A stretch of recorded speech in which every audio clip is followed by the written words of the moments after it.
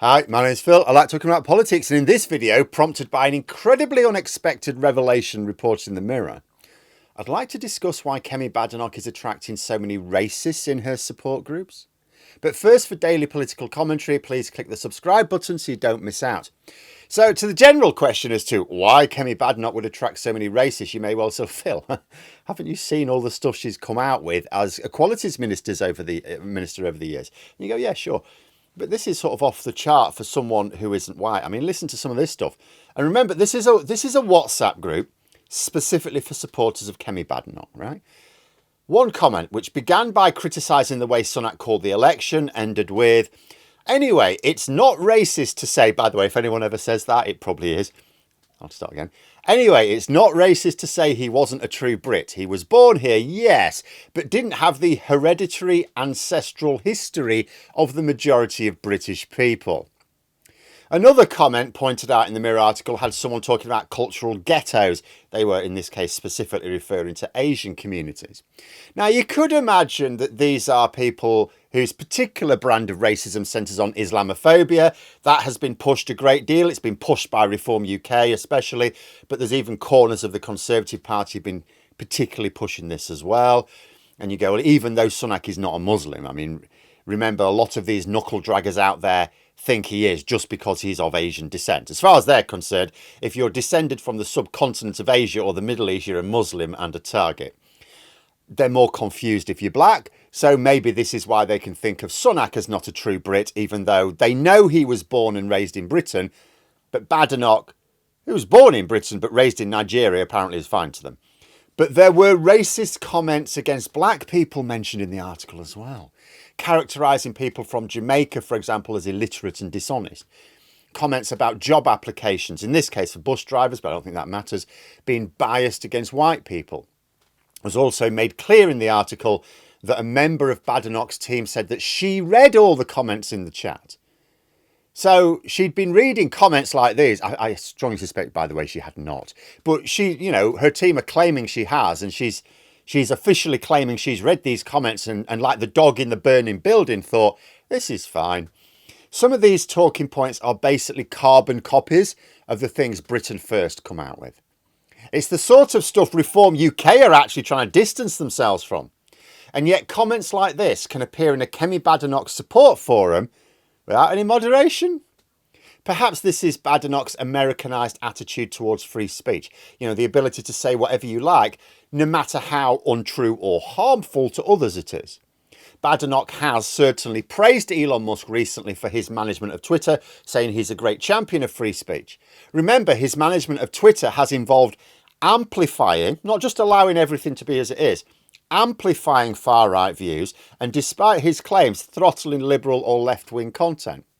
Tragic, really, because a couple of years ago, Space Karen was saying that Twitter needed to be politically neutral to be of value. Now, he's seen jumping for joy because the Orange One let him come out to play with him at a recent rally. Only, according to an account on Twitter, Badenoch's team have now restricted messages to admins only. At which point, it's no longer a forum but a notice board, isn't it? So much for that celebrated freedom of speech. We're going to allow everything. Oh, you probably shouldn't allow everything. We're going to allow nothing. I mean, couldn't they just delete the racist posts? If they've gone straight to admins only being allowed to post, which changes the entire purpose of the group, then, I mean, why? That suggests either there were too many racist posts for admins to possibly keep on top of, or the admins weren't actually sure themselves what is and is not racist. What is racist, though? Is it racist to say that people who aren't white are bad? Is it? Oh, when was that happened? Either way, it should be a pretty worrying sign that the Conservative leader is attracting such a concentration of incredibly racist supporters. You know, either there are far too many of the posts on that board that are racist, so it's just easier just to stop all posts because pretty much 95% of them are racist, apparently. Or her own team don't know what racist is, and she's been the equalities minister for years. How terrible, either case.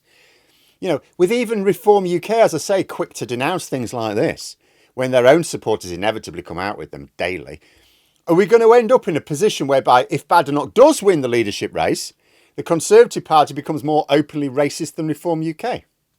Mind you, for that to happen, Badenoch would have to wangle some votes from Tugendhat supporters later today. Otherwise, she'll be exiting the leadership contest before the day is done.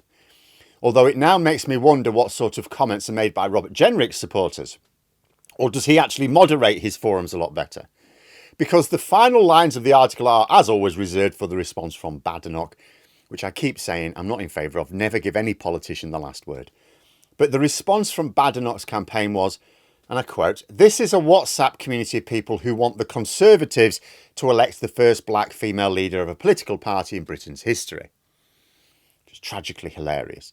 They're actually trying to claim that these are the enlightened supporters of the Conservative Party. And you think, holy hell, in which case, what on earth must the racists be saying in other darkened corners of the Conservative conversation machine? Not sure I want to see, really. But in reality, although these people are, of course, yes, technically supporting a black woman to become leader of the party, and presumably it's also in their plans that she becomes Prime Minister in time, doesn't automatically follow that they're wanting the Conservatives to elect a black woman as such, because that is totally at odds with these comments.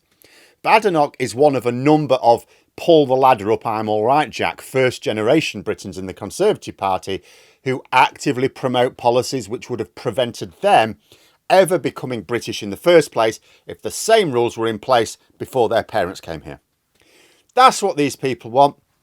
Utterly ridiculous that people with such obviously deeply entrenched racist beliefs would actively want a black person leading their government.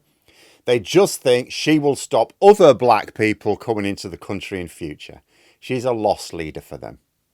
But there we are. Those are my thoughts. Let me know yours in the comments below. If you enjoyed the video, please click the like button. And if you'd like to support the channel further, you can join for memberships. Thanks for watching. And until next time, I'll see you later.